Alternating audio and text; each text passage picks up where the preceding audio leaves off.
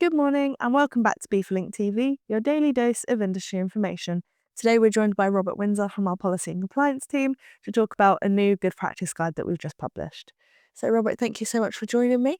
That's my pleasure. Thank you very much for asking me. And of course this document is now live for BEFA members. So can we just go into a bit more detail about what exactly this good practice guide is focusing on? Yes, it is. It's entitled Clandestine Entrants, Hauliers on the Front Line. And that's really pretty self-explanatory. Clandestines have been an issue coming from EU mainland to the UK probably since 1995 and perhaps even earlier. I can remember things like the jungle and Songhont Cap, which the French cleared out.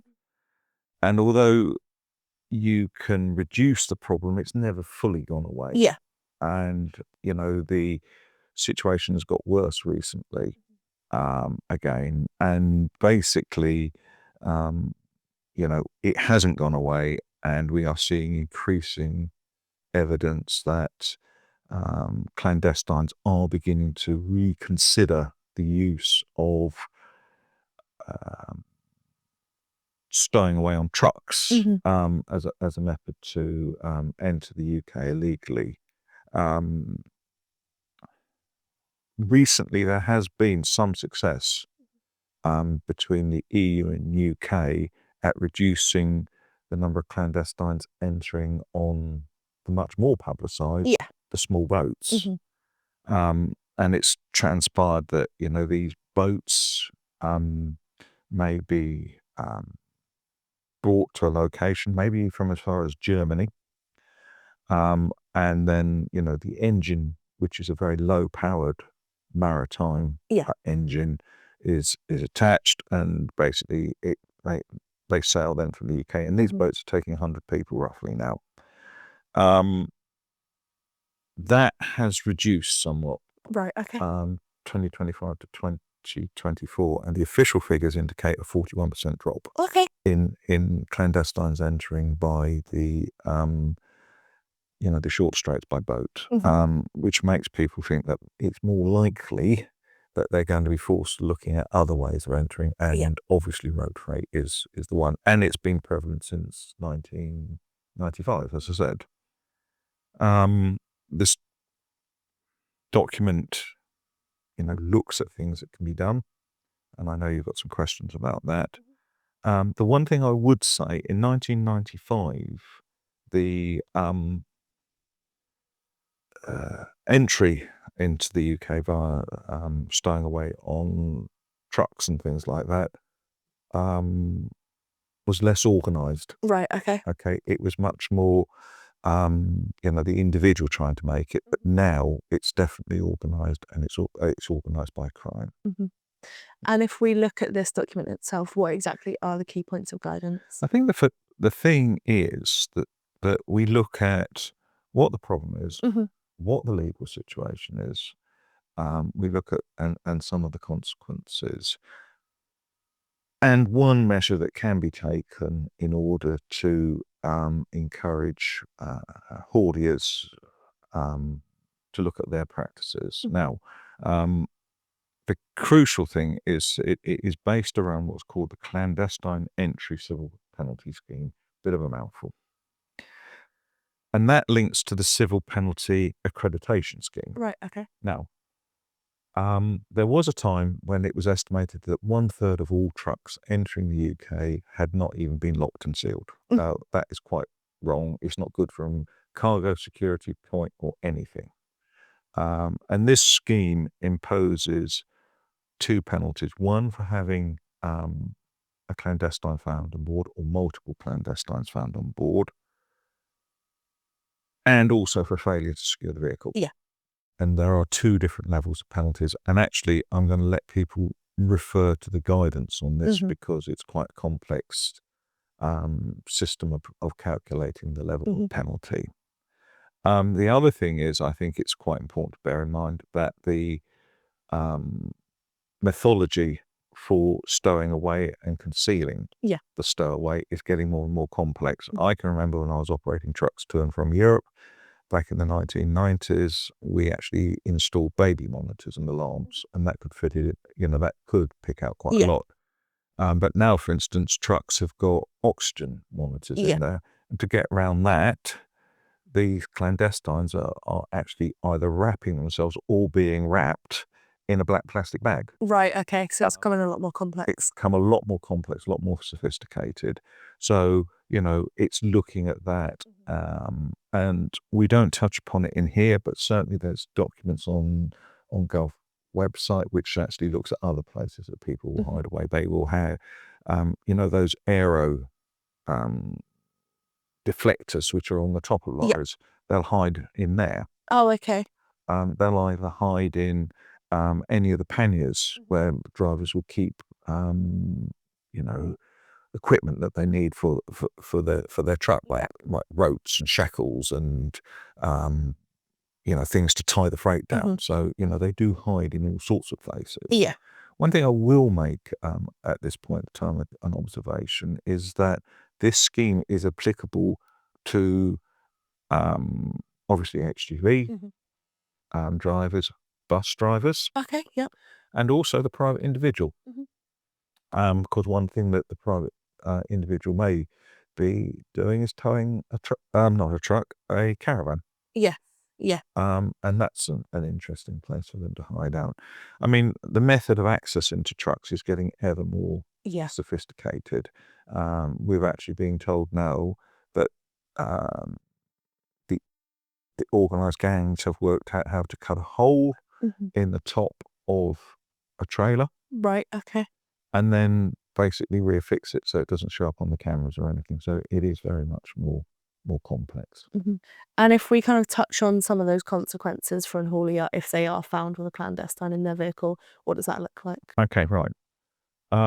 Many of our members don't operate trucks, but they are, if you like, the buyer of truck services. Yeah. So let's look at it in two slightly different ways.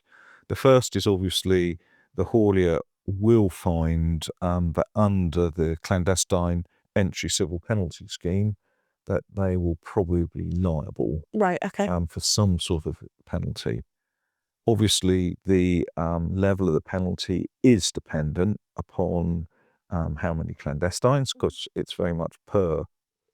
The penalty is per individual found. Right, okay. And also what steps have they taken to reduce the likelihood of this problem. Now, the first thing I have to say on this point, it could be both the operator of the truck and the driver being fined. Okay. In this case, if the driver doesn't pay, the fine goes back to the haulier. So it could be very high. And from what we're seeing is that Border Force are starting off at basically the highest level of penalty and then like offering a series of discounts, if you like. And the big one is if people are members of a civil penalty accreditation scheme. That's a voluntary scheme for hauliers to sign up for. There's details about it on the government website, and it's a voluntary scheme for hauliers to take reasonable steps to secure their vehicle. And I think this is one of the problems many people have with the scheme at the moment, is that you can take all reasonable steps, but you can still have a clandestine turn up unwanted. And, as I said, they can actually wrap themselves in shrink wrap or plastic bag to hide the oxygen monitor. So it is quite difficult in certain cases. If they are really determined to get in with criminal support, they are going to get in. Yeah, of course. And as much prep as you've done, it can happen to anyone, can't it? I'm afraid so. The other thing you have to consider is inevitably, as a freight forwarder, if you've contracted with a truck operator who does have a problem with a clandestine, there's inevitably going to be delays. Yeah, of course. There's obviously, the haulier's got the problem of damage to the truck.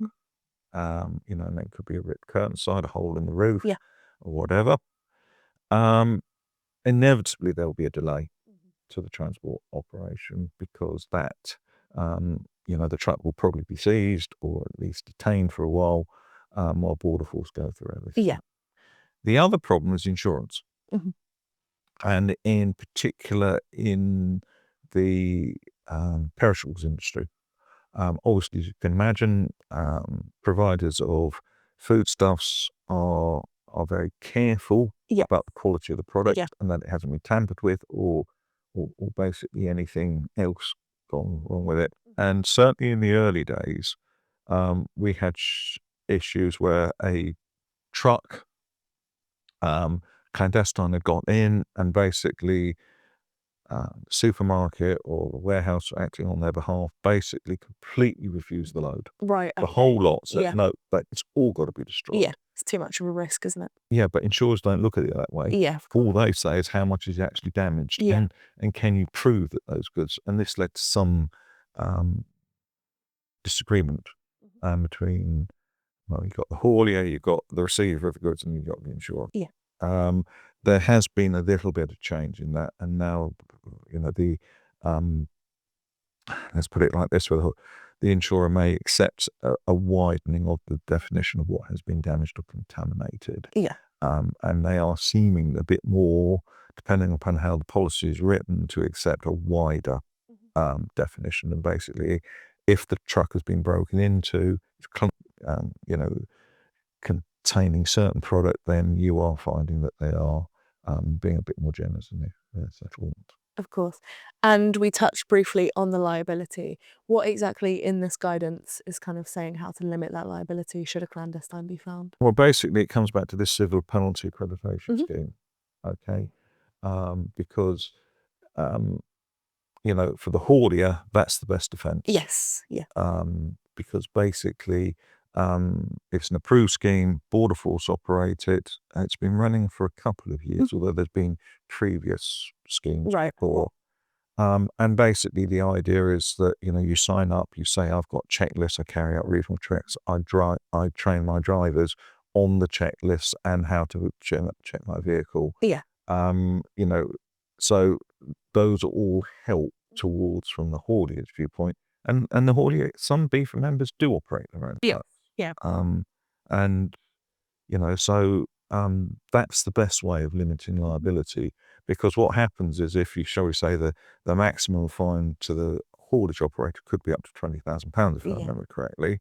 If you've done all of this, you may find it, well, you probably will find it being reduced to a much larger, a lesser amount, but still enough to make you think. Yes, yeah, of course. So it's something that's worth looking into. I would suggest, if you're operating your own trucks to and from Europe, but actually in particular from Europe to the UK, because it's not a problem the other way around, then I would suggest that anybody should look at it. It's not a particularly complex scheme. Right, okay. There's elements which have been, I suspect, taken from other regimes about how to track trailers and trucks and that sort of thing. So I don't think there's any reason for people not at least to look at it and explore it. Thank you so much, Robert. Okay, it's my pleasure. As we said, this document is now available and it is on our website, so we'll pop a link to that in the description below. Thank you so much for watching today's edition of DFLink TV, your daily dose of industry information.